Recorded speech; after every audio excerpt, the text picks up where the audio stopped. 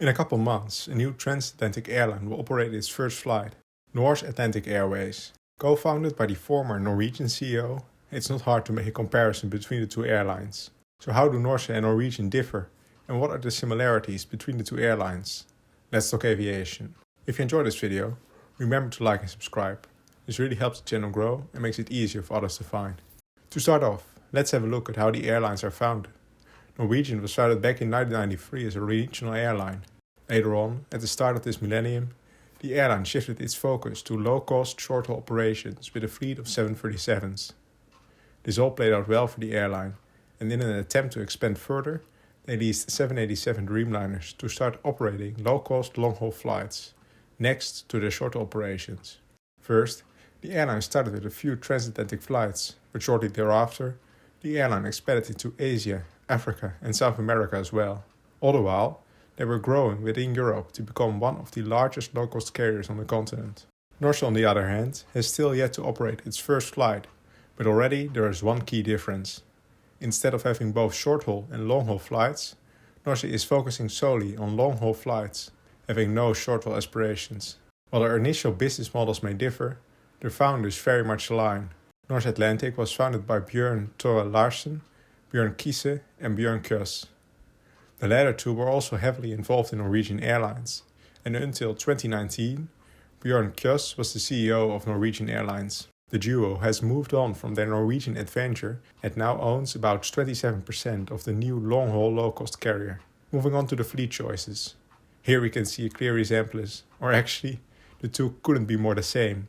And Norse will commence operations with a fleet of 15 former Norwegian 787s. They will return to the lessor after Norwegian declared bankruptcy. While the fleets might be exact copies, the destinations aren't.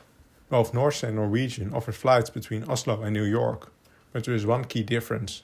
Norwegian flew to the larger and more centrally located JFK airport, but Norse plans to fly to the smaller Stewart airport instead. As I mentioned in the video on the rise and fall of Norwegian Airlines, one of the reasons they weren't able to keep their low-cost, long-haul operations in the air had to do with the choice of airports. Operating to larger airports is generally more expensive and less efficient. Landing fees are higher and turnaround times longer. Norse will avoid these added costs and inefficiencies by operating to smaller airports, while generally further away from the city they are located in, or at least relatively close to, costs are lower. For example, for the LA area, they won't fly to LAX, but they opt to go to Ontario Airport instead. For southern Florida, they won't fly to Miami International, but they go to Fort Lauderdale. It can't be a surprise that at these three aforementioned airports, other low-cost carriers like Southwest, JetBlue, Allegiant and Spirit have a large market share. While the airline is looking to start operating from London and Paris as well in the future, they haven't announced yet from which airports. But I would be surprised if they chose Charles de Gaulle and Heathrow instead of alternatives like Orly and Gatwick. Another way the airlines differ is in their expansion strategies. For Norwegian, you could say that it was somewhat reckless. They ordered hundreds of planes at a time and were focused on adding more and more destinations to their network. Norse chooses to go a different route. For now, they have leased 15 787s, and their CEO seems to be more focused on having a steady operation instead of having an ever-expanding airline. Although only time will tell to what extent they stick to this strategy. Now the big question is, of course, will Norse succeed? After a couple of years of rapid growth and expansion, Norwegian eventually couldn't keep operating. While the airline certainly was unlucky at times, and part of its fleet was grounded for reasons beyond their control, the question remains whether these events only accelerated the fall of Norwegian long-haul operations, or if the airline could have continued its operations if the setbacks didn't occur. One thing is certain. As it stands now, Norse will do its best to avoid making the same mistakes. While they will operate flights between the same cities, they will use different airports, making it cheaper to operate. If the airline can grow steadily and remains focused on long haul only, I think it can succeed. Norwegian was at one point expanding too rapidly and lost focus on its core business by operating essentially two airlines, one short haul and one long haul low-cost airline.